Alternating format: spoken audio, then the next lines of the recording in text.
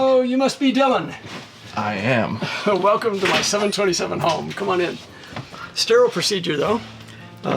Your feet are dirty, but that rug is dirty, so your feet on that rug is perfect. But this area is clean, and so you'll need slippers. There are a pair of slippers there, which you're welcome to use. Hi, I'm Bruce Campbell, and this is my home.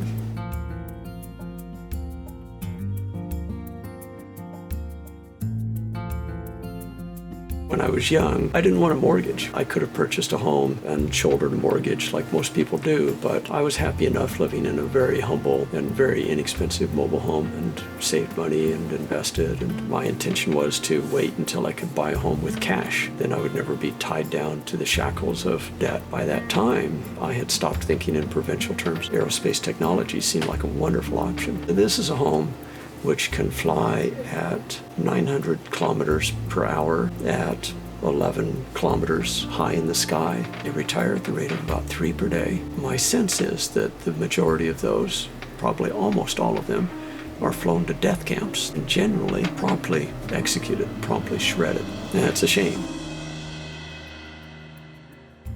Hi, I'm Bruce Campbell, and this is my Boeing 727-200 jetliner home. The aircraft did not land here, of course. It had to be moved here from a site close to the Hillsborough Airport. Wayne Griffin House Movers and Swanson Trucking managed to move the aircraft from the staging site next to the Hillsborough Airport through this path, which you can see was cut in my forest, up to this site. Deferred for a long time is the permanent support structure for the front landing gear. The front landing gear will remain intact on its natural rubber, and the support structure will be made of concrete. It'll terminate at the top with a bowl shape. But the idea is to enable the aircraft to dance freely in an earthquake. After an earthquake, newscasters never say, oh gosh, it's such a shame, all the aircraft at the airport were badly damaged and there's so many vehicles which are shaken and damaged.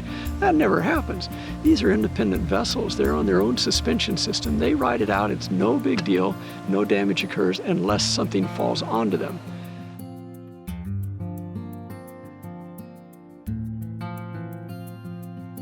You can see a stanchion which provides services. This is the normal Boeing service door for water, and I expanded its functionality a bit by adding an electricity connection as well, and a telephone connection, which is superfluous really in the cell phone era. My water comes from down there. So I have a natural water well. It's gorgeous water. It's a real blessing. And you can see the well structure. There's a blue pressure tank. If you look carefully, you can see a jack point. I've removed the cap of the jack point. The aircraft can be supported there, and in fact, that's probably what we'll do. We'll probably build a relatively narrow support structure right about here. We must be very careful, of course, because if the aircraft falls during fabrication, it could be deadly. Probably would be deadly if we're underneath at the time. This is the service door for the aft lavs for both of them. So there's one sewer connection for both lavs, and then there's a large 4-inch round connector. It's just a quarter-turn connector. If you put it on and twist it 1/4 turn, it's sealed. This is a gray water drain mast, and it just drains out onto the ground. And when the aircraft was in service, it drained into the air. On rare occasions, I've had conversations with people who assume that all the water just is dumped into the air. That's certainly not true. Sewage water is not just dumped into the air from jetliners. And my air stairs. And the air stairs retract and extend, but not through the native mechanism at this time. Hopefully I'll be able to restore that mechanism, but it was badly damaged by the salvage company and the components removed. I've been able to reacquire the components, in this case via the salvage companies. They were kind enough to replace those after we had a discussion. If you go to the Wikipedia 747-400 page, you'll see that it implies that once the engines are removed, the rest of the aircraft has essentially zero value. The real concept for humanity to pursue is to take just one small step forward from the death camps and turn them into aircraft home development parks. The logistics are almost identical. Once they land, taxi or tow them to whatever is appropriate for the aircraft. And quarter turn and the water is connected, quarter turn and the sewer is connected, push plug and electrical power is connected, and a few minor modifications and you're ready to go.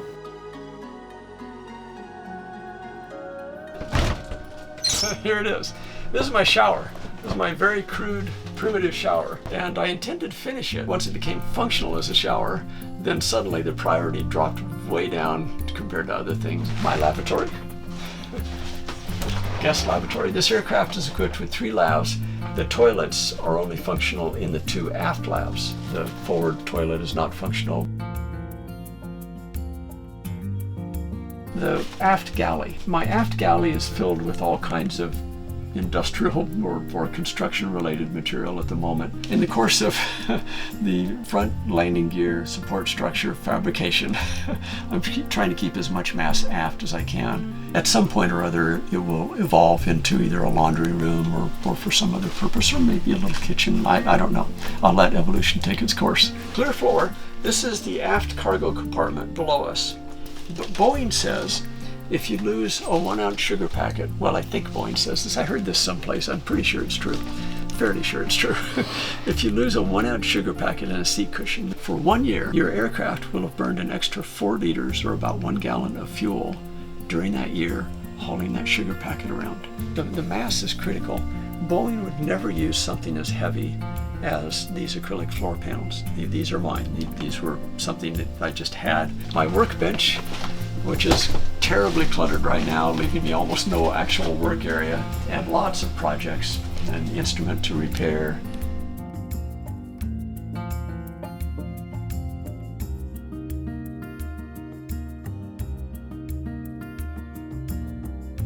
My makeshift kitchen, my 5-decade-old refrigerator. Serving cart, you can see that's a modified 727 serving cart, which is filled with food.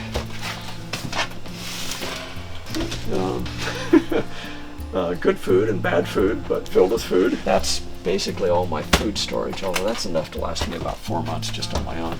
This aircraft entered service when Neil Armstrong said, "That's one small step for a man, one giant leap for mankind."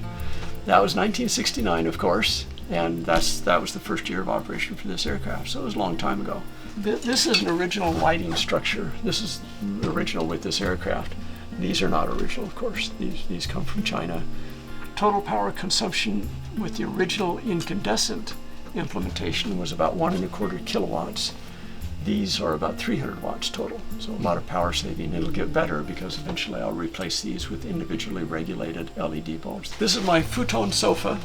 It folds flat if I need space for 2, which occurs from time to time.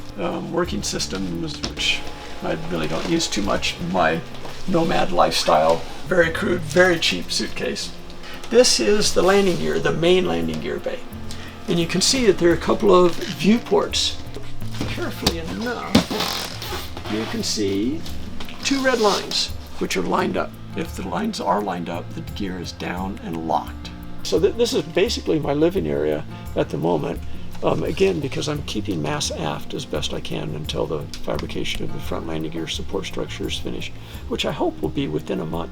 Emergency exit doors. Right wing is a frequent work site and recreational site for me. It's also our concert on a wing site. Forward lavatory. And we have water, but the toilet's not functional and will not be functional because it's not connected to a disposal conduit. And flight deck. And this was a 3-crew flight deck. It's obsolete now, and there are no jetliners I'm aware of which have, at least in civil aviation, which have a 3-person crew. They're all 2-person crews. But this aircraft had a flight engineer. Things were more complicated in those days. He had his own station. He monitored engines and other infrastructure for performance. The display is not native to this aircraft. There were no flat panel displays in the age of this aircraft. Flight deck was fully skeletonized by the salvage company, but I've managed to restore some things. Maybe very roughly 35%, I suppose. And yet, I do love my bird with all of the flaws and all of the fundamental foundational problems. It's still a wonderful living environment. Just the sheer beauty of aerospace technology, the exhilaration. We trust our lives to these things. And generally, we feel perfectly comfortable doing so. These are sealed pressure canisters. Dust can't get in, let alone insects or rodents. The fact that they are sealed pressure canisters means they also float wonderfully. They're good boats. This is a difficult concept for people to accept because Our experience is that when jetliners impact the water, they sink. And usually they do, because they usually impact at high speed. They don't impact the water on purpose. So usually there's a very serious problem. And for a country like Nippon, like Japan, that's important, because tsunamis are a simple fact of life there. These are high-capacity structures. 747-400 in an emergency can hold about 1,000 people. As many people as can scurry to it will be saved. It won't save all lives, of course, maybe only a modest proportion, but it will save some lives. Any person who survives who would not have otherwise is a big, big victory. So we have this unusual situation in which these lifeboats are retiring at the rate of about 3 per day, flown to death camps and executed. And we also have a country which desperately needs lifeboats. This is a very valuable resource. It's an exhilarating resource. Let's not waste it. Let's utilize it to its fullest potential. We're not doing that now. There is opportunity here, and I encourage anyone who is interested in this to go to airplanehome.com and other resources and look at the logistics, consider the vision. Come visit me if you like. You're perfectly welcome to come visit.